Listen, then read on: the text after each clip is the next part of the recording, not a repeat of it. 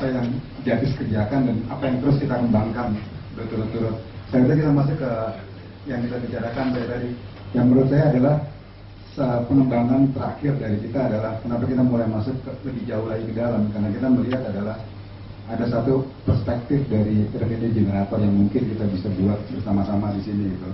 Karena kita bicara segmentasi, kita bicara komunikasi antara brand dengan si konsumennya dan lain-lainnya. Kalau kita bicara mobile marketing, kita akan bicara segmentasi, kita akan bicara deliverability, kita akan bicara goals, bicara branding, analysis, dan list creation. Saya akan masuk ke produk selanjutnya yang utama dari kita yang pertama kali yang kita sebut dengan SMS targeted. Kalau kita bicara SMS targeted di sini, kita menggunakan SMS atau MMS broadcast menggunakan database pelanggan. Pengelompokannya kita bisa lihat dari gender, male atau female, umur, berbagai macam kelompok umur, lokasinya kita bicara kota-kotanya, data user, yang pakai sistem GPS atau breakdown user, penggunaan kita sebut dengan ARPU. ARPU adalah average revenue per unit, artinya dalam satu bulan berapa banyak dia menggunakan biaya untuk berkomunikasi. Rata-rata kita sudah bicara data 100.000 mengelompokkan 100.000, 200.000 dan lain-lainnya. Dan yang problem ini juga masuk ke kita lihat di hanya untuk pengguna Telkomsel data-data ini. Kalau kita bicara SMS targeted, coverage-nya ada di 490 kota di Indonesia. Terus kedua, pesannya itu kita langsung deliver ke satu kota. Dan yang menarik, muncul lagi yang namanya special segmentation. Dari pengelompokan data yang sudah tajam tadi, masih dikelompokkan lagi. Berapa banyak sih orang yang sering keluar kota? Kenapa itu kita bisa lihat dari sistem yang ada, orang-orang yang sering kali roaming. Entah roaming ke Bandung atau kemana. Jadi kita bisa lihat, misalnya orang Bandung mau ngeblas di Jakarta, dia akan cari data-data mana aja orang yang sering ke Bandung. Berdasarkan umur sekian, laki-laki atau perempuannya. Terus yang kedua, yang sering kali telepon ke call center. Ke call center dia bisa bertanya mengenai produk, bisa pesan barang, bisa dan lain-lain. Itu masih bisa dikelompokin lagi, lebih kecil lagi, lebih tajam lagi. Misalnya kelompok orang yang senang mencari senang telepon travel untuk beli tiket. Datanya itu sudah terekam nomor telepon berapa aja. Kita menggunakan contoh dari satu penggunaan ini, saya ambil contoh Prambors misalnya. Begitu ini muncul kita terima, ini dia ada data yang menunjukkan klik HTTP atau call center. Yang pertama, kalau dia klik HTTP, dia akan lari ke landing page-nya. Atau dia menuju call center. Dari call center bisa langsung jawab. Begitu SMS itu di broadcast. Bedanya LBA dengan target tadi. Kalau target kita bicara kota, LBA kita bicara lebih spesifik lagi. Mall. Kita bicara tempat titik ininya aja. Kita bicara lagi misalnya kayak waktu itu di Expo di Mayoran pada saat IMS. Itu benar-benar hanya di spot, hanya diguyur di titik itu aja. Kalau untuk coverage-nya bisa di indoor atau di outdoor. Outdoor sekitar 1-2 kilo, indoor sekitar 50 meter atau 5 meter. Kenapa ini bisa terjadi? Karena sebetulnya ini dibuat garis titik segitiga atau segi 4, di mana dari 4 lokasi setiap LBA itu ada BTS-nya itu, ini dikunci di bagian situ aja dia guyur. Jadi tidak keluarnya lagi. Dan itu namanya disebut titik, location based advertising. Contoh di kemacetan lalu lintas yang pernah Pak Dedi lakukan adalah di Kemang Village. Pada saat kemacetan lalu lintas sekitar jam 6, jam 5 sore itu disemprot LBA 3-4 kali. Kirimin SMS hanya di lokasi itu aja. Keluar dari lokasi itu dia nggak akan dapat biasanya.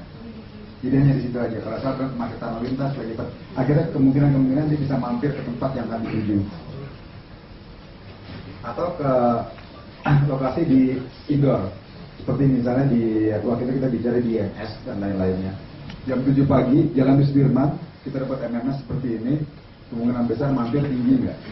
Itu yang terjadi yang dilakukan oleh McD selama ini. Dan itu lumayan feedbacknya kembalinya. Kalau kita bicara MMS video, biasanya benar-benar kita menggunakan data yang lain, multimedia servicing, biasanya dia di broadcast bisa dengan picture, text, atau audio atau video. Durasinya sekitar 30 detik dengan maksimum file sekitar 300 KB. Ini adalah contoh-contoh penggunaan dari MMS video. Yang pertama billing reminder, information, dan bisa juga masuk ke business basement. Ini kita bicara dengan social networking yang juga dikembangkan, tapi saya nggak terlalu banyak bahas di sini. Tadi yang kita bicarakan beberapa aplikasi. Apa sih kelebihannya dari Gini ini? Kalau Gini kita mengatakan bahwa kita bisa membuat aplikasi dalam 2 jam. Kenapa? Karena Genie adalah sebuah engine untuk membuat mobile aplikasi. Itu yang membedakan produknya dengan produk yang lainnya. Kita pakai Genie, modalnya asal kita ngerti Photoshop aja, itu gampang banget bikin Genie. Kita sudah coba beberapa kali. Itu bisa dibikin katalog, bisa dibikin video Adiano sudah jalan sama kita juga, dibikin katalog musiknya, disambungkan dengan URL-nya dan lain-lainnya. Ini adalah satu produk komplementari dari kita yang baru kita keluarin. Dari semuanya ini, kelengkapannya ini, kita masukin namanya top up pulsa multi operator. Kekuatan dari produk ini adalah satu pulsa untuk untuk semua operator. Kalau kita biasa ngasih ke orang adalah pasti akan kita tanya dulu, Anda pakai pulsa apa? Anda pakai mentari, kita kasih mentari. Kalau ini enggak, kita kasih apapun juga. Kelebihan dari produk ini apa sih? Customize desainnya kita bisa customize sesuai dengan kebutuhannya. Terus kedua, denominasinya dari 5.000, 10.000, 15.000, 20.000, kita bisa kembangkan juga. Yang terakhir adalah replaynya. Ketika dia kirim SMS untuk tambah pulsa, itu akan ada replay message. Replay message-nya itu bisa diisi dengan brand kita juga. Arsitekturnya seperti ini, kita kirim kodenya, misalnya kode Masima 5570 menuju nomor teleponnya, nomor 0817 dan lain-lainnya, kirim ke 9123.